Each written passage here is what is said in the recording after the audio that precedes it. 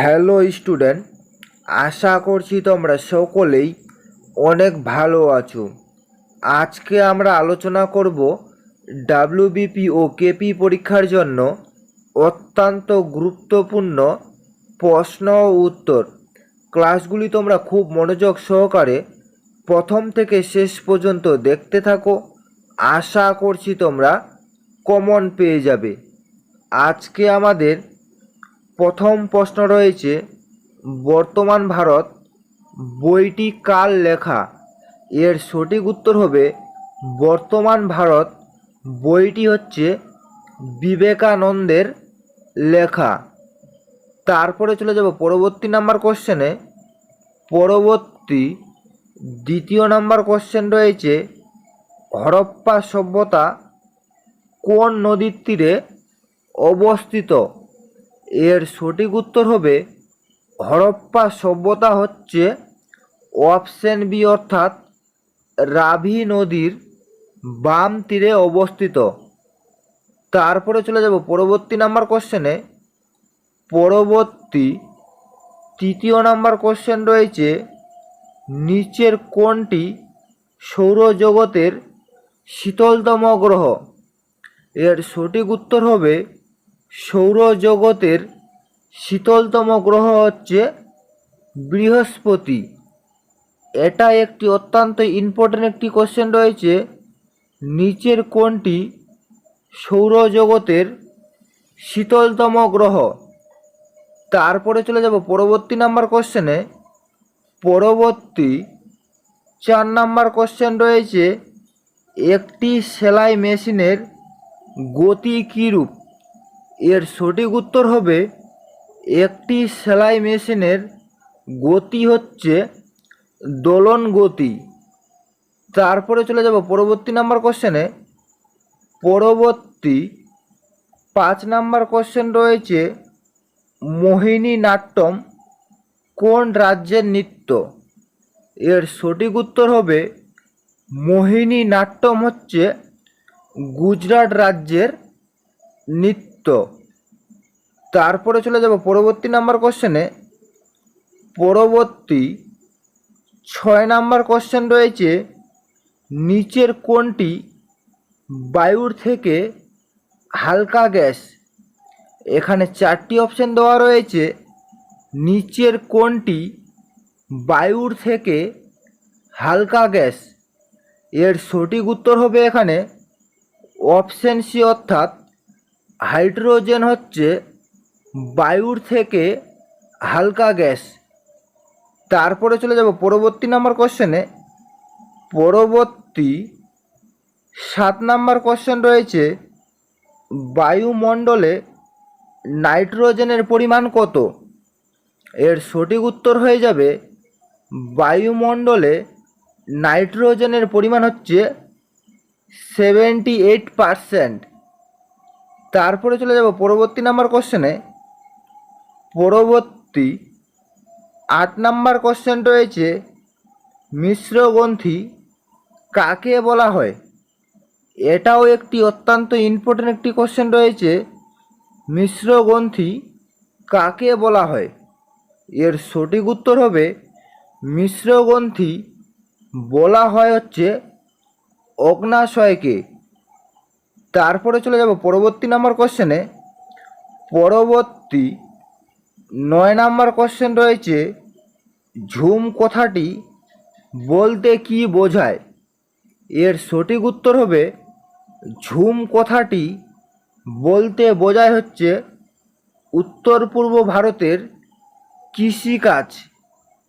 তারপরে চলে যাব পরবর্তী নাম্বার কোশ্চেনে। পরবর্তী 10 নাম্বার কোশ্চেন রয়েছে, মহাবীরের মাতার নাম কি? এর সঠিক উত্তর হবে মহাবীরের মাতার নাম হচ্ছে ত্রিশাল। তারপরে চলে যাব পরবর্তী নাম্বার কোশ্চেনে। পরবর্তী 11 নাম্বার কোশ্চেন রয়েছে, নিচের কোনটি পৃথিবীর বৃহত্তম দেশ? এর সঠিক উত্তর হয়ে যাবে পৃথিবীর বৃহত্তম দেশ হচ্ছে রাশিয়া। তারপরে চলে যাব পরবর্তী নাম্বার কোশ্চেনে। পরবর্তী 12 নম্বর কোশ্চেন রয়েছে, নিচের কোনটি পশ্চিম বাহিনী নদী? এর সঠিক উত্তর হয়ে যাবে এখানে পশ্চিম বাহিনী নদী হচ্ছে এখানে অপশন এ অর্থাৎ নর্মদা। এটাও একটি অত্যন্ত ইম্পর্টেন্ট একটি কোশ্চেন রয়েছে, নিচের কোনটি পশ্চিম বাহিনী নদী? তারপরে চলে যাব পরবর্তী নাম্বার কোশ্চেনে। পরবর্তী আমাদের 13 নম্বর কোশ্চেন রয়েছে, কোন গ্রহ উত্তর দিক থেকে দক্ষিণ দিকে ঘোরে? এর সঠিক উত্তর হয়ে যাবে অপশন এ অর্থাৎ ইউরেনাস গ্রহটি হচ্ছে উত্তর দিক থেকে দক্ষিণ দিকে ঘোরে। তারপরে চলে যাব পরবর্তী নাম্বার কোশ্চেনে। পরবর্তী 14 নম্বর কোশ্চেন রয়েছে, পৃথিবীর বাইরে মহাকাশের বর্ণ কী রকম? এখানেও 4টি অপশন দেওয়া রয়েছে, পৃথিবীর বাইরে মহাকাশের বর্ণ কী রকম? এর সঠিক উত্তর হবে পৃথিবীর বাইরে মহাকাশের বর্ণ হচ্ছে রং কালো। তারপরে চলে যাব পরবর্তী নাম্বার কোশ্চেনে। পরবর্তী 15 নম্বর কোশ্চেন রয়েছে, ভারতের সবচেয়ে বড় উপনদীর নাম কি? এর সঠিক উত্তর হবে ভারতের সবচেয়ে বড় উপনদীর নাম হচ্ছে যমুনা। তারপরে চলে যাব পরবর্তী নাম্বার কোশ্চেনে। পরবর্তী 16 নম্বর কোশ্চেন রয়েছে, ভারতের প্রথম কোন বাঙালি নোবেল পুরস্কার পান? এর সঠিক উত্তর হবে ভারতের প্রথম বাঙালি নোবেল পুরস্কার পান হচ্ছে রবীন্দ্রনাথ ঠাকুর। এটাও একটি অত্যন্ত ইম্পর্টেন্ট একটি কোশ্চেন রয়েছে, ভারতের প্রথম কোন বাঙালি নোবেল পুরস্কার পান? তারপরে চলে যাব পরবর্তী নাম্বার কোশ্চেনে। পরবর্তী আমাদের 17 নম্বর কোশ্চেন রয়েছে, ভারতবর্ষে টাকার যোগান কারা নিয়ন্ত্রণ করে? এর সঠিক উত্তর হবে ভারতবর্ষে টাকার যোগান নিয়ন্ত্রণ করে হচ্ছে ভারতীয় রিজার্ভ ব্যাংক। তারপরে চলে যাব পরবর্তী নাম্বার কোশ্চেনে। পরবর্তী 18 নম্বর কোশ্চেন রয়েছে, পঞ্চনদীর দেশ কাকে বলা হয়? এখানেও 4টি অপশন রয়েছে, পঞ্চনদীর দেশ কাকে বলা হয়?